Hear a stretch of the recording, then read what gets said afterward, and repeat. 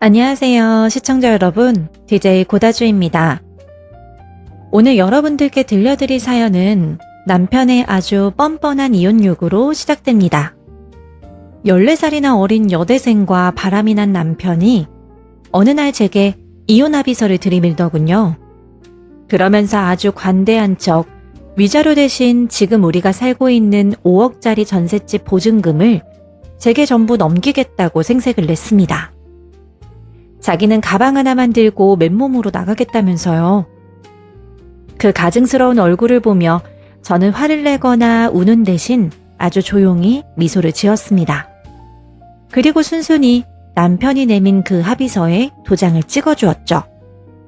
왜 그랬냐고요? 궁금하시다면 구독 버튼 먼저 부탁드릴게요. 그럼 그 기가 막힌 이야기 지금 바로 시작하겠습니다. 안녕하세요. 저는 부동산 경매와 부실채권을 다루는 자산운용사에서 7년째 과장으로 일하고 있는 34살 윤지수라고 합니다. 겉만 번지르르 하고 속은 텅 빈 불량 매물을 골라내고 복잡하게 얽힌 권리관계를 칼같이 끊어내어 돈을 회수하는 게 제 직업이죠. 매일 아침 출근하면 남이 망해서 넘어온 집문서를 들여다보는 게 제 일상이었습니다. 그런데 제 남편이라는 인간이 바로 그 겉만 화려하고 속은 완벽하게 썩어 문드러진 최악의 불량 매물일 줄은 저도 미처 몰랐네요. 지금 제 앞에는 얼음이 다 녹아 밍밍해진 아이스 아메리카노 한 잔과 남편이 비장한 표정으로 내민 이혼 합의서 한 장이 놓여 있습니다. 맞은편에 앉은 남편은 마치 비련의 남자 주인공이라도 된 것처럼 고개를 푹 숙인 채 마른 세수를 하고 있네요. 지수야, 정말 미안해. 내 마음이 이미 다른 곳으로 가버렸어. 나 그 여자 없으면 하루도 못 살 것 같아. 36살 먹은 남자가 22살짜리 대학생한테 빠져서 아내에게 이혼 요구를 하며 뱉은 첫마디였습니다. 구역질이 올라오는 걸 꼭 참으며 저는 시간을 2년 전 우리가 이 신혼집을 얻던 때로 천천히 되돌려 보았습니다. 제 남편 박민우는 중견 IT 기업의 영업팀 대리였습니다. 입만 열면 인맥, 체면, 폼을 부르짖는 사람이었죠. 자신의 한 달 월급 절반이 넘는 돈을 고급 세단 자동차 할부금으로 쏟아부으면서도 겉으로 보여지는 모습에는 목숨을 거는 전형적인 허세꾼이었습니다. 결혼을 앞두고 신혼집을 구할 때 저는 분명히 말했습니다. 출퇴근이 조금 멀어지더라도 외곽에 있는 낡은 구축 아파트를 매매해서 작지만 우리 이름으로 된 안전한 집에서 시작하자고요. 하지만 남편은 펄쩍 뛰며 반대했습니다. 자기가 영업하는 사람인데 다 쓰러져가는 낡은 아파트에 살면 거래처 사람들이 무시한다나요? 그러면서 굳이 서울 한복판 번화가에 있는 대리석이 쫙 깔리고 샹들리에가 번쩍이는 화려한 신축 빌라를 고집했습니다. 그 집의 전세금은 무려 5억 원이었습니다. 부동산 바닥에서 굴러먹은 제 눈에는 그 집의 위험성이 단번에 보였죠. 건축주가 무리하게 제2금융권 대출을 끌어다가 지은 건물이었고 건물 전체에 이른바 근저당이라는 빛이 꽉꽉 차 있었습니다. 만약 집주인이 이자를 감당하지 못해 건물이 통째로 경매에 넘어가게 되면 세입자들은 보증금을 떼일 확률이 99%인 전형적인 깡통전세 매물이었거든요. 제가 등기부등본에 빨간 펜으로 밑줄까지 쳐가며 위험하다고 몇 번이나 경고했지만 남편은 제 말을 귓등으로도 듣지 않았습니다.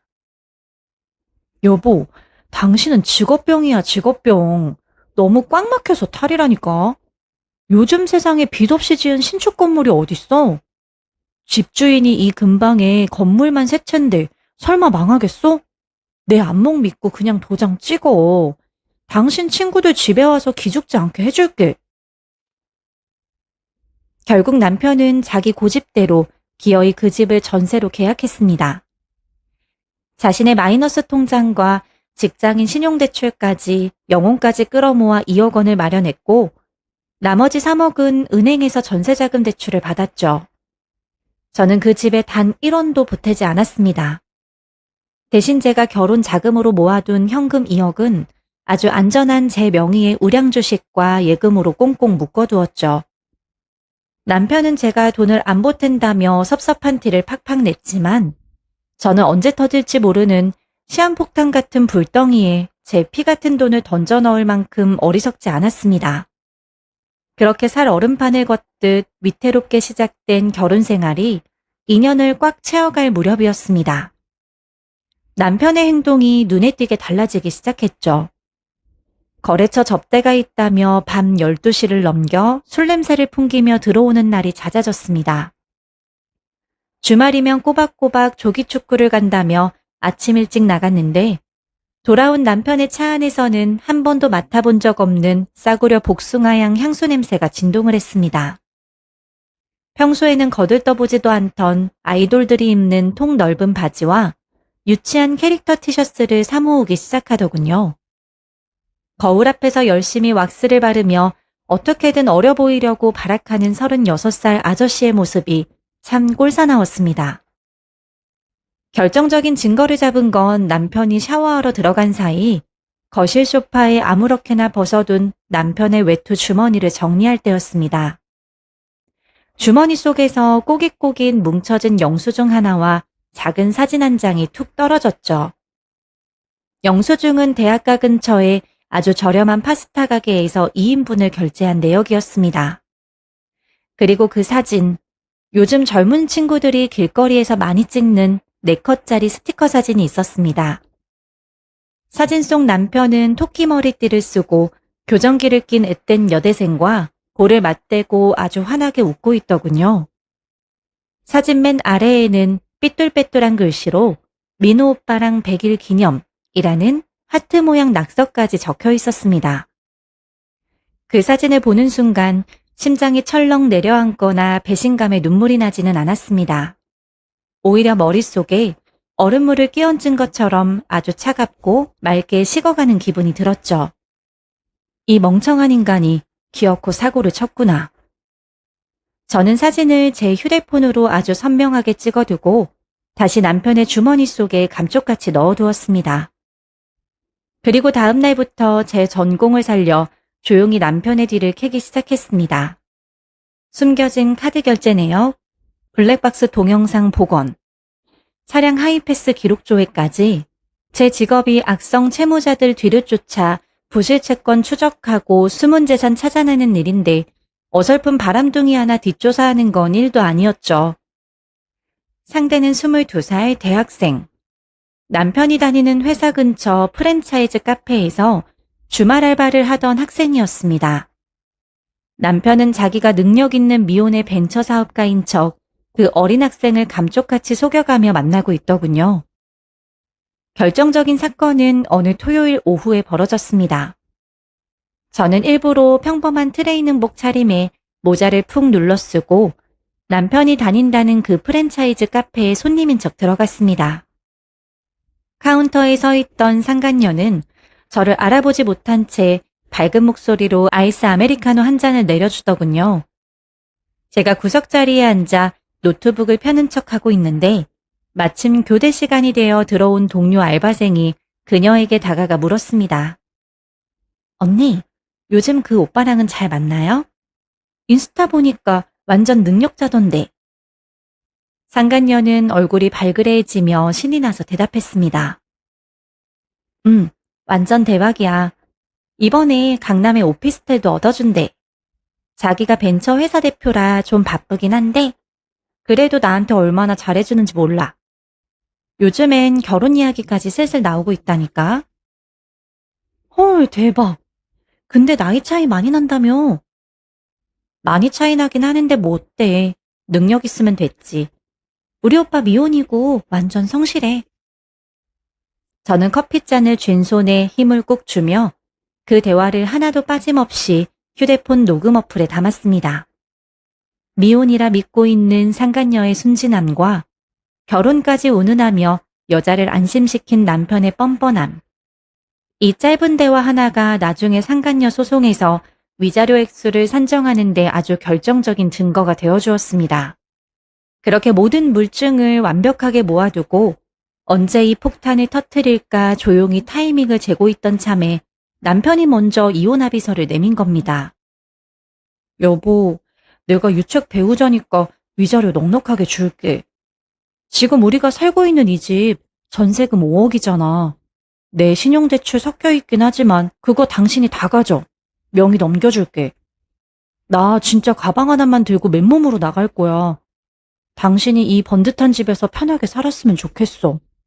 그러니까 법정 가지 말고 조용히 합의 이혼으로 끝내자. 어때? 아주 자비롭고 관대한 척, 자신의 모든 걸 포기하고 지독한 사랑을 찾아 떠나는 멋진 남자인 척하는 그 뻔뻔한 표정. 하지만 저는 이 남자의 얄팍하고 치졸한 속셈을 단번에 꿰뚫어 보았습니다.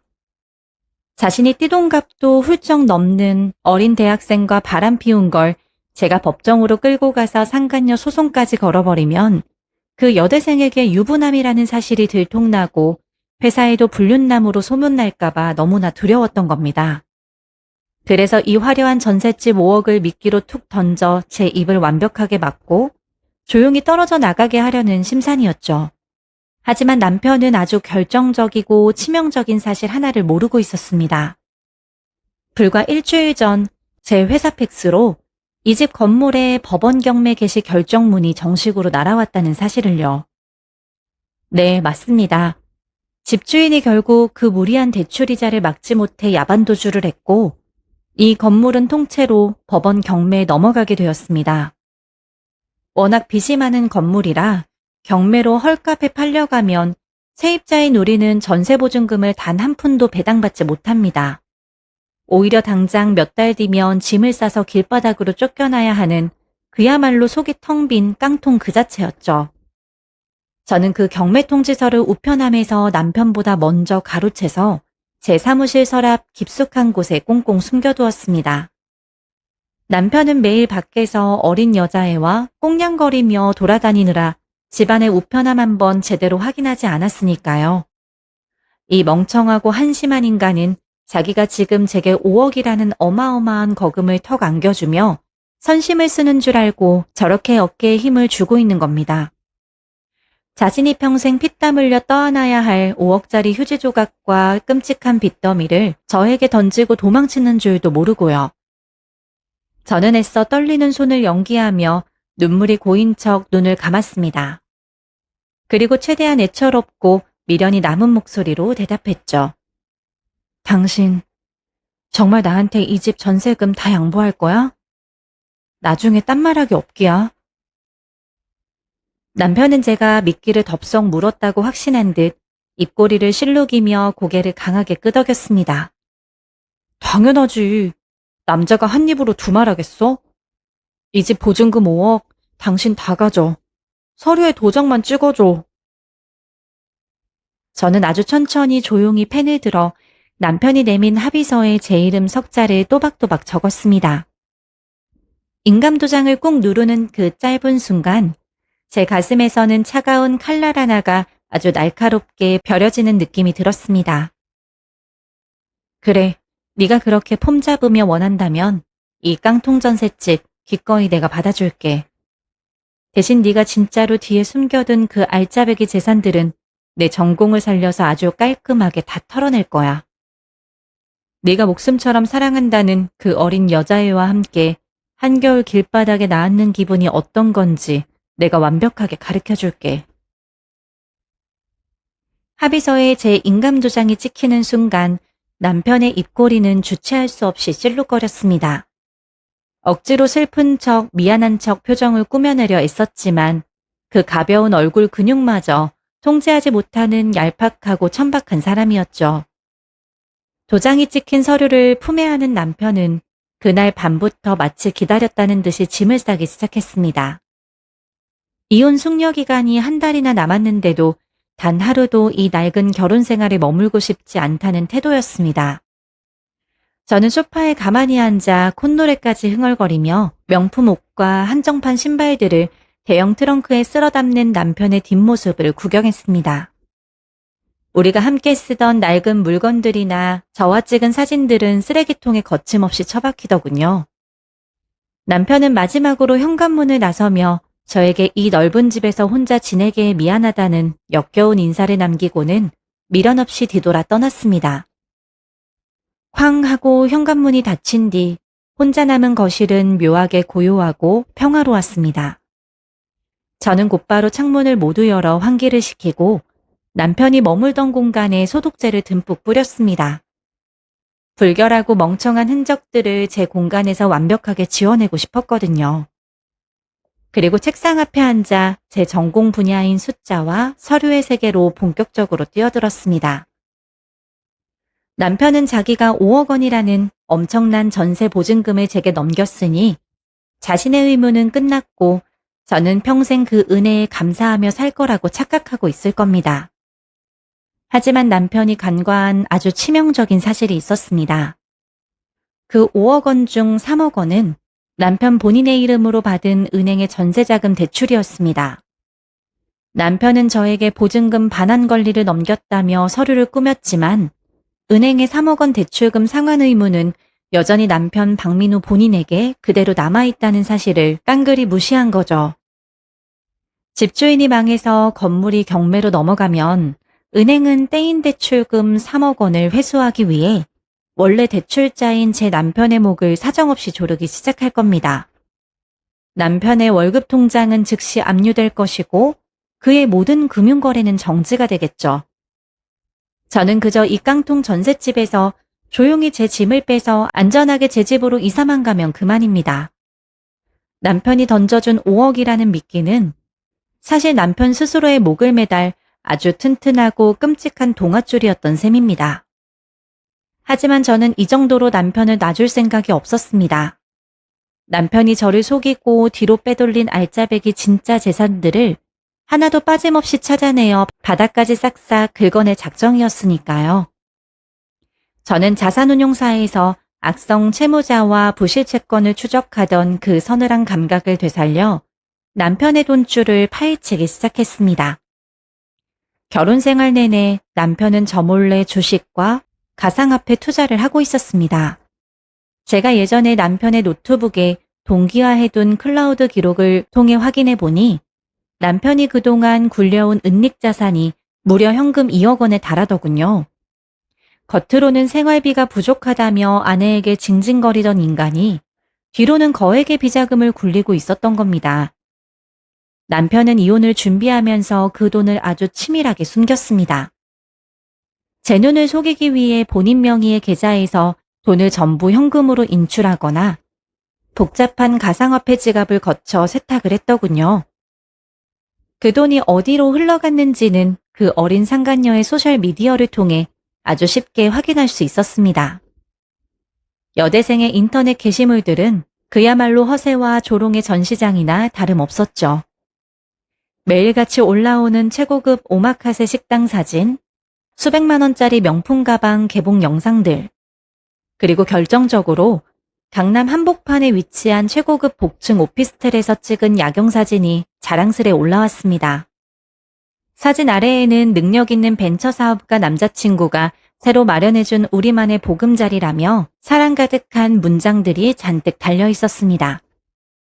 자기가 차지한 유부남이 얼마나 대단한 재력가인지 세상에 자랑하고 싶어 안달난 그 천박한 모습에 저는 그저 헛웃음만 흘렀습니다. 저는 당장 그 강남 오피스텔의 주소를 알아내어 등기부등본과 전월세 확정일자 내역을 떼어보았습니다. 그리고 여기서 제 계획을 가로막는 아주 골치 아픈 난관이 하나 등장하더군요. 그 최고급 오피스텔의 1억 원짜리 보증금 계약자 명의가 남편이나 상간녀가 아닌 다름 아닌 시어머니의 이름으로 되어 있었습니다. 게다가 남편이 최근 사들인 외제차 리스 계약과 상간녀에게 사준 명품들의 결제 내역 역시 모두 시어머니 명의의 신용카드로 이루어지고 있었죠. 남편은 나름대로 머리를 쓴 겁니다. 이혼소송이나 재산 분할 과정에서 아내인 제가 자신의 비자금을 건드리지 못하도록 철저하게 어머니의 이름 뒤에 재산을 숨겨둔 것이었습니다. 제가 이 사실을 확인하고 더욱 분노했던 이유는 시어머니가 남편의 불륜 사실을 아주 정확하게 알고 있으면서도 적극적으로 재산 빼돌리기에 동참했다는 뜻이었기 때문입니다. 평소에 똑부러지고 자기 주장이 강한 저를 눈에 가시처럼 여기던 시어머니였습니다. 며느리인 저를 빈털터리로 쫓아내고 아들이 22살짜리 말 잘 듣는 어린애를 만나는 것이 시어머니의 삐뚤어진 통제욕을 채워주었겠죠. 일반적인 가정주부였다면 시어머니 명의로 빼돌려진 남편의 재산을 증명하지 못해 피눈물을 흘리며 포기해야 했을 겁니다. 법적으로 타인 명의의 재산은 부부의 재산 분할 대상에 포함시키기가 굉장히 까다롭고 복잡하니까요. 하지만 남편과 시댁은 상대를 너무 잘못 골랐습니다. 남이 교묘하게 빼돌린 재산을 끝까지 추적해서 법적으로 멱살을 잡아 끌고 오는 것이 바로 제 매일매일의 밥벌이였으니까요. 타인의 이름으로 재산을 몰래 숨기는 행위, 법률 용어로 이를 사회행위라고 부릅니다. 저는 책상에 흩어진 서류들을 보며 아주 차갑고 만족스러운 미소를 지었습니다. 시어머니의 계좌로 남편의 자금이 흘러들어간 자금이동 정황, 그리고 그 돈이 상간녀의 오피스텔 보증금으로 쓰였다는 증거만 꼼꼼하게 엮어 법원에 제출하면 그 돈은 꼼짝없이 제가 청구할 위자료와 재산 분할에 타겟이 됩니다. 저는 당장 평소 절친하게 지냈던 변호사 선배에게 연락해 제가 밤새 정리한 자금 추적 보고서와 모든 증거 자료를 넘겼습니다. 그리고 남편과 시어머니를 상대로 한 사회행위 취소소송, 은닉재산 가압류 신청, 그리고 상간녀를 상대로 한 거액의 손해배상 청구 소장을 동시에 접수할 완벽한 준비를 마쳤습니다. 이혼 숙려 기간 한 달, 남편과 상간녀는 강남의 화려한 복층 오피스텔에서 샴페인을 터뜨리며 그들만의 달콤하고 완벽한 승리를 축하하고 있겠죠. 자신들이 5억 원짜리 깡통 전세라는 어마어마한 빚더미 폭탄을 멍청한 아내에게 떠넘겼다고 비웃으면서 말입니다. 그러나 그들이 어리석은 축배를 드는 동안 저는 제 이름으로 된 귀중품과 짐들을 하나둘씩 몰래 정리하며 이 썩어빠진 전셋집에서 흔적 없이 빠져나갈 준비를 마쳤습니다. 이제 곧 법원에서는 이 건물의 경매 개시를 알리는 서슬퍼런 붉은색 통지서가 날아올 것이고 은행의 살벌한 빚 독촉장이 남편의 새 오피스텔로 무자비하게 쏟아지기 시작할 겁니다. 자신이 완벽하게 숨겼다고 믿었던 그 비자금마저 제 이름으로 가압류가 걸려 통장이 꽁꽁 묶이는 순간 그 잘난 벤처사업가 행세가 어떻게 처참하게 무너져 내릴지 저는 벌써부터 기대가 되었습니다. 화려한 막장 드라마의 이 막은 오직 저만이 쥐고 있는 진짜 계산기로부터 아주 정확하고 서늘하게 시작되고 있었습니다. 이혼 숙려 기간인 한 달은 제 인생에서 가장 바쁘고 또 완벽하게 짜인 시간이었습니다. 마침내 길었던 한 달이 지나고 서울 가정법원 앞에서 남편을 다시 마주했습니다. 그날 남편의 모습은 한마디로 구제불능의 희극배우 같았죠. 머리에는 잔뜩 젤을 발라 올리고 20대 대학생들이나 입을 법한 명품 로고가 박힌 화려한 셔츠를 입고 나타났습니다. 한 손에는 최신형 스마트폰을 들고 누군가와 연신 낄낄거리며 문자를 주고받고 있더군요. 아마도 그 어린 상간녀에게 문자를 하고 있었던 거겠죠. 조정실에 들어가 판사님 앞에서 최종적으로 이혼 의사를 확인받는 그 짧은 순간에도 남편은 다리를 덜덜 떨며 하루빨리 이 지루한 자리를 벗어나고 싶어 안달이 나 있었습니다.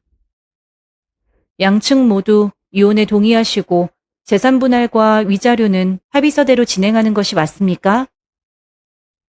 판사님의 엄숙한 질문에 남편은 마치 큰 벼슬이라도 한 사람처럼 목소리를 높여 대답했습니다. 네, 제가 5억 원짜리 전세금 전부 다 양보했습니다. 저는 빈몸으로 나갑니다.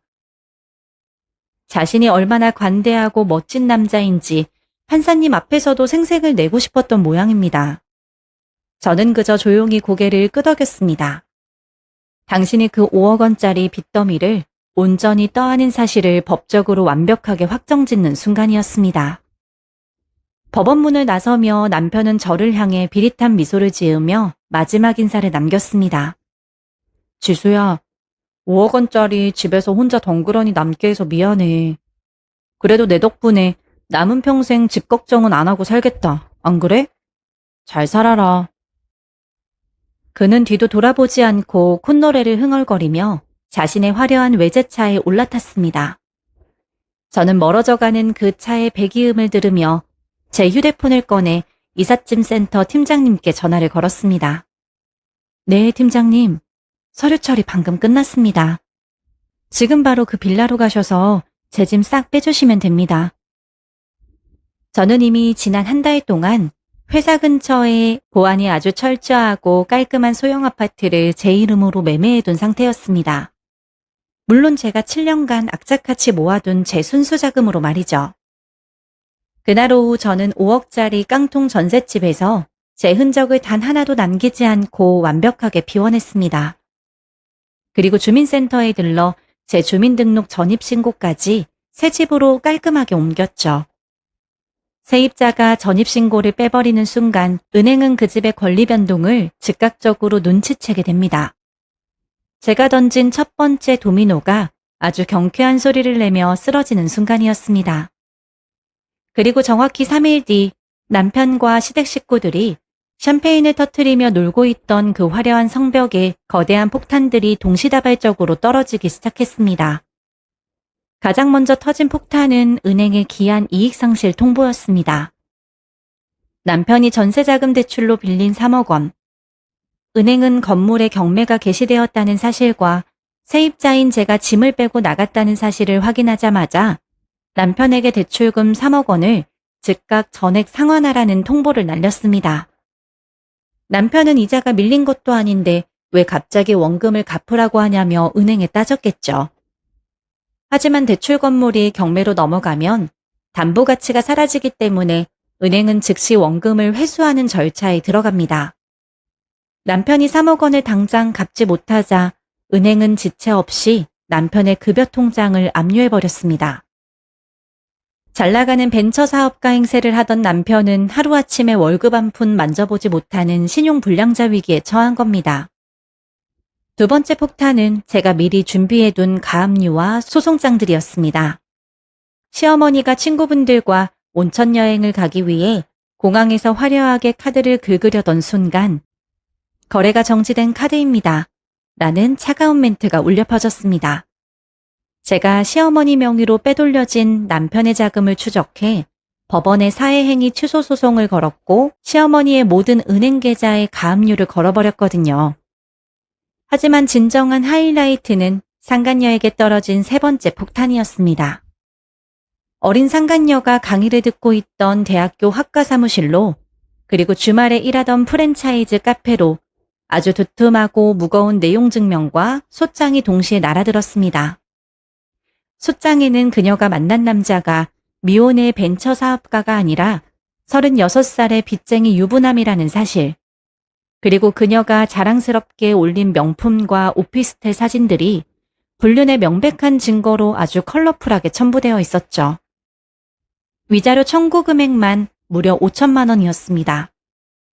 게다가 남편이 시어머니 이름으로 계약해준 그 강남 오피스텔 보증금 1억 원마저 제 가압류 신청으로 인해 법적으로 옴짝달싹 못하게 묶여버렸습니다. 그 잘나고 능력 있던 오빠가 사실은 빚더미에 앉은 유부남이었고 자신이 묵고 있던 화려한 집마저 언제 쫓겨날지 모르는 압류 상태라는 걸 알게 된 22살의 여대생의 반응은 어땠을까요? 지독한 사랑? 운명? 그런 건 애초에 돈 앞에서 휴지 조각보다 못한 감정이었습니다. 상간녀는 남편의 뺨을 올려붙이고 자기 인생을 망치지 말라며 쌍욕을 퍼붓고는 그날로 오피스텔 비밀번호를 바꾸고 남편의 연락을 모조리 차단해버렸습니다. 이 모든 참사가 법원 문을 나선 지 불과 일주일 만에 완벽하게 벌어졌습니다. 금요일 늦은 밤 제 휴대폰 화면이 쉴 새 없이 번쩍거렸습니다. 발신자는 당연히 전 남편이었습니다. 부재중 전화 40통. 문자는 셀 수도 없이 쏟아졌습니다. 지수야, 제발 전화 좀 받아. 이게 다 무슨 오해야? 은행에서 내 월급 다 막았어. 어머니 통장도 막히고 난리가 났다고. 너 그 5억짜리 집에서 이사 나갔어? 건물 경매 넘어갔다는데 이게 도대체 무슨 소리야? 나 지금 길바닥이야. 제발 한 번만 살려줘. 우리 얘기 좀 해. 온갖 공포와 절망이 뒤섞인 문자들을 보며 저는 간 내린 향긋한 차를 한 모금 마셨습니다. 세상을 다 가진 것처럼 거만하게 법원문을 나서던 그 비아냥거리던 얼굴은 온데간데 없고 짐승처럼 울부짖는 초라한 활자들만 덜덜 떨고 있었죠.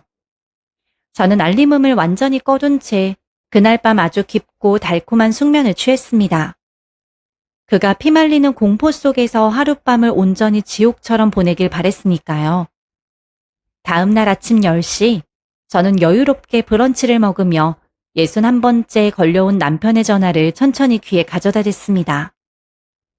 여보세요? 제 차분한 목소리가 들리자마자 수화기 너머로 숨 넘어가는 듯한 남편의 거친 헐떡임이 들려왔습니다. 지수야, 너 진짜 미쳤어? 네가 우리 엄마 계좌랑 오피스텔 다 막은 거야? 나한테 3억 갚으라는 건 또 뭐고? 네가 가져간 5억 전세금에 묶인 대출이잖아. 화를 내면서도 목소리 끝이 심하게 떨리고 있었습니다. 저는 남편의 절박한 비명을 자장가 삼아 들으며 제 직업 정신을 살려 아주 또박또박하고 서늘하게 사실관계를 짚어주었습니다. 박민우 씨, 서류상으로 남남인데 호칭은 제대로 합시다. 그리고 5억? 그 집 며칠 뒤면 법원 경매에 넘어갈 텐데 보증금 5억이 하늘에서 떨어진답니까? 건물이 깡통이라 세입자 배당금이 0원이던데. 뭐? 경매? 배당금이 없어? 그게 무슨 개소리야? 당신이 그렇게 무시하던 제 직업병이요. 그 빌라 계약할 때부터 근저당 꽉 찬 깡통 전세라고 내가 수십 번 경고했잖아. 당신이 안목 믿고 도장 찍으라며? 그래서 당신 뜻대로 5억 보증금 반환 권리는 내가 아주 기쁘게 받았어. 물론 휴지 조각 됐지만. 수화기 너머로 헉 하고 숨을 들이키는 소리가 들렸습니다.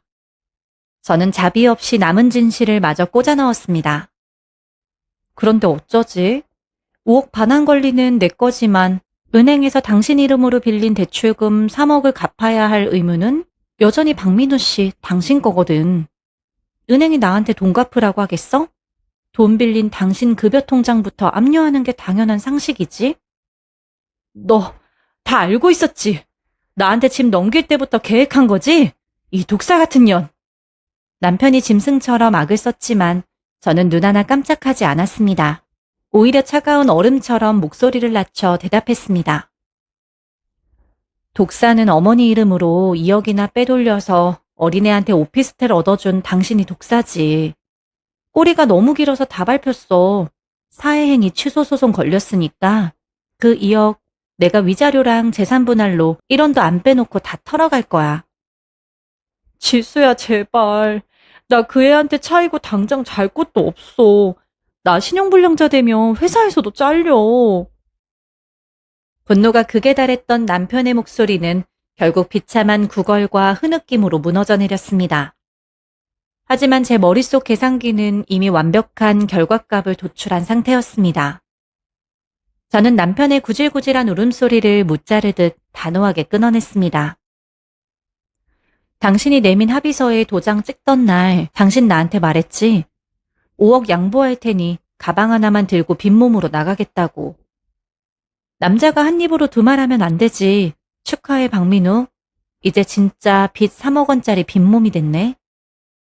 저는 미련 없이 통화 종료 버튼을 눌렀습니다.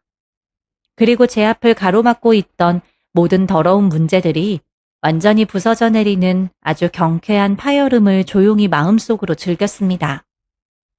그리고 정확히 열흘 뒤 예상치 못한 사고가 하나 터졌습니다. 회사 로비 안내데스크에서 다급한 내선 전화가 걸려왔습니다. 술에 잔뜩 취한 웬 남자가 제 이름을 대며 난동을 부리고 있다는 겁니다. 내려가 보니 며칠 사이 몰라보게 추체해진 남편이 와이셔츠도 제대로 여미지 못한 채 로비 한복판에 주저앉아 있었습니다. 윤지수 나와. 나와서 얘기 좀 하자고. 네가 그러고도 사람이야? 직원들의 시선이 일제히 쏠렸습니다. 로비를 지켜보던 보안 요원 2명이 남편의 양팔을 붙잡고 제지했지만 남편은 술에 취해 발버둥을 치며 계속 제 이름을 외쳐댔습니다. 저는 몇 걸음 떨어진 곳에 서서 그 초라한 몰골을 담담하게 내려다 보았습니다. 박민우 씨, 여기 회사입니다. 업무방해로 신고당하고 싶으세요? 제 차분한 목소리에 남편은 순간 멈칫하더니 이내 바닥에 주저앉아 짐승처럼 흐느끼기 시작했습니다. 저는 보안팀장에게 짧게 눈짓을 보냈고 남편은 그대로 건물 밖으로 끌려나갔습니다. 다음 날 인사팀을 통해 정식으로 접근금지 요청서가 접수되었다는 소식을 전해 들었습니다. 그날 이후로 남편에게서는 단 한 통의 연락도 오지 않았습니다. 전 남편의 처절한 몰락은 제 예상보다 훨씬 더 빠르고 또 완벽하게 진행되었습니다. 법의 심판이라는 건 감정이 섞이지 않아야 아주 차갑고 무자비하거든요. 가장 먼저 무너져 내린 건 남편의 그 잘난 직장 생활과 허세였습니다. 은행은 3억 원이라는 거액의 전세자금 대출 원금을 회수하기 위해 아주 신속하게 움직였습니다. 남편의 급여 통장이 압류된 것은 물론이고 신용불량자 등록 통보가 회사의 인사팀으로 날아갔죠. 금융권과 밀접하게 일해야 하는 IT 기업 영업팀에서 신용불량자는 치명적인 흠집이었습니다. 결국 남편은 쏟아지는 빚 독촉 전화와 회사 사람들의 싸늘한 눈초리를 견디지 못하고 쫓겨나듯 사직서를 내야만 했습니다. 매달 반토막 난 월급마저 은행에 고스란히 빼앗기는 신세가 된 겁니다. 어머니의 이름 뒤에 비겁하게 숨겨두었던 2억 원의 비자금 역시 완벽하게 제 통장으로 들어왔습니다. 법원은 남편이 이혼을 앞두고 고의로 재산을 빼돌린 사회 행위를 명백하게 인정했습니다. 시어머니가 자기 아들의 불륜과 재산 흑닉을 적극적으로 도왔다는 사실이 판결문에 아주 수치스럽게 적혔죠. 가압류로 모든 통장이 묶여 생활비조차 뺏쓰지 못하던 시어머니는 결국 제가 청구한 위자료와 재산 분할금을 토해내기 위해 살고 있던 낡은 아파트마저 금매로 처분해야 했습니다. 저를 빈털터리로 쫓아내려다 본인이 길바닥에 나앉게 된 겁니다. 공항 소동이 있고 정확히 일주일 뒤 제 새 아파트 초인종이 요란하게 울렸습니다. 문을 여니 화장기 하나 없이 초췌해진 시어머니가 서 계시더군요. 예전에 그 도도하고 콧대 높던 모습은 온데간데 없이 시어머니는 다짜고짜 제 손을 붙잡으며 애원하기 시작했습니다. 지수야, 내가 잘못했다. 그러니까 그 가압류 좀 풀어주면 안 되겠니? 나 이러다 살던 집도 넘어가게 생겼어. 늙은이 좀 봐줘라. 불과 몇 달 전 며느리인 저를 두고 뒤에서 흉을 보고 아들의 불륜 자금까지 앞장서서 빼돌려주던 그 입에서 나온 말이었습니다. 저는 조용히 붙잡힌 손을 떼어내며 말했습니다. 어머니, 사업하다 돈 떼인 분들도 사정은 다 딱해요. 그런데 법이 그 사정 다 봐주면 세상에 사기꾼이 어딨겠어요? 어머니가 도와주신 그 사회 행위 법원이 이미 인정한 겁니다. 저한테 사정하지 마시고 변호사 선임해서 항소하세요. 문을 닫는 채 뒤로 시어머니의 절규 섞인 오열이 복도에 한참 동안 울려 퍼졌습니다. 저는 눈 하나 깜짝하지 않고 현관문 잠금 장치를 딸깍 걸어 잠갔습니다. 그렇다면 그 어리고 당돌했던 22살 상간녀는 어떻게 되었을까요? 그녀는 오피스텔 보증금 1억 원이 제 가압류로 묶이자마자 집주인에게 쫓겨나 부모님이 계신 시골 본가로 야반도주를 했습니다. 하지만 제 추적을 피할 수는 없었죠. 그녀의 부모님 집으로 제가 청구한 5천만 원의 위자료 소송장이 날아들었고 동네에는 그녀가 유부남의 돈을 뜯어먹다 소송을 당했다는 소문이 쫙 퍼졌습니다. 그녀는 위자료를 갚기 위해 부모님이 평생 일군 과수원을 담보로 빚을 내야 했고 학교는 휴학한 채 동네 식당에서 아르바이트를 하며 비참한 청춘을 낭비하게 되었습니다. 제가 넘겨받았던 5억 원짜리 깡통 전세 빌라는 어떻게 되었냐고요? 제 예상대로 건물은 통째로 법원 경매에 넘어갔고 워낙 악성 매물이라 유차를 거듭하다 헐값에 낙찰되었습니다. 세입자 배당금은 0원, 남편은 보증금을 단 한 푼도 건지지 못했고 고스란히 3억 원이라는 은행빚만 개인 채무로 평생 떠안게 되었습니다. 자기가 파놓은 5억 원짜리 구덩이에 본인 스스로 완벽하게 생매장 당한 셈입니다. 시간이 참 빠르게 흘러 이 모든 소란이 끝나고 1년이라는 시간이 지났습니다. 저는 지금 제가 제 돈으로 안전하게 마련한 작고 아담한 아파트 거실에 앉아 있습니다. 베란다로 들어오는 따뜻한 햇살을 맞으며 마시는 커피 한 잔이 이렇게 평화롭고 달콤할 수가 없네요. 얼마 전 건너 지인을 통해 전 남편의 소식을 우연히 듣게 되었습니다. 그 화려한 외제차의 명품 옷들은 빚을 갚느라 전부 중고로 팔아치웠고 지금은 보증금 없는 좁은 고시원 방에 시어머니와 둘이 지낸다고 하더군요. 낮에는 일용직을 뛰고 밤에는 대리운전을 하며 원금은커녕 눈더미처럼 불어나는 대출이자만 겨우겨우 막고 있다는 소식이었습니다. 그 이야기를 전해 듣는 제 마음에는 일말의 동정심이나 통쾌함조차 남아있지 않았습니다.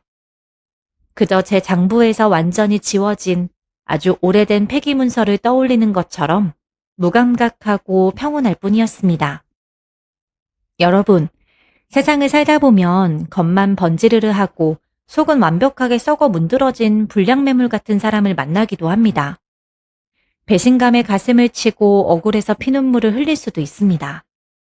하지만 그럴 때일수록 감정에 휩쓸려 주저앉아 울면 안 됩니다. 눈물은 내 권리를 찾아주지 않고 분노는 통장의 잔고를 채워주지 않으니까요. 머리는 차갑게, 계산기는 아주 정확하게 두들기십시오. 상대방이 던져준 미끼를 기꺼이 무는 척하면서 그 미끼가 상대의 목을 조를 완벽할 올가미로 만드는 건 바로 여러분들의 이성과 치밀한 준비뿐입니다. 제 인생의 장부는 이제 아주 깨끗하고 완벽한 흑자로 돌아섰습니다. 앞으로 펼쳐질 제 눈부신 내일에는 오직 저를 위한 현명하고 정확한 숫자들만 기록될 것입니다. 네, 오늘의 사연은 여기까지입니다. 오늘 제가 준비한 통쾌한 사연 어떻게 들으셨나요? 겉만 번지르르 했던 불량매물 남편을 완벽하게 정리한 지수 씨의 차가운 계산과 실행력에 가슴이 뻥 뚫리셨기를 바랍니다. 착하게만 살아서는 내 것을 지킬 수 없는 세상입니다. 때로는 이렇게 칼 같은 냉정함이 나와 내 인생을 지켜주는 가장 든든한 무기가 되곤 하죠. 오늘의 사이다 사연이 여러분들의 답답한 마음을 조금이나마 시원하게 풀어드렸다면 지금 바로 화면 아래 있는 구독과 좋아요 한 번씩 꼭 눌러주세요. 여러분들의 따뜻한 댓글 하나하나가 다음 사연을 준비하는 저에게는 아주 큰 힘이 된답니다. 오늘도 속 시원하고 평안한 하루 보내세요. 감사합니다.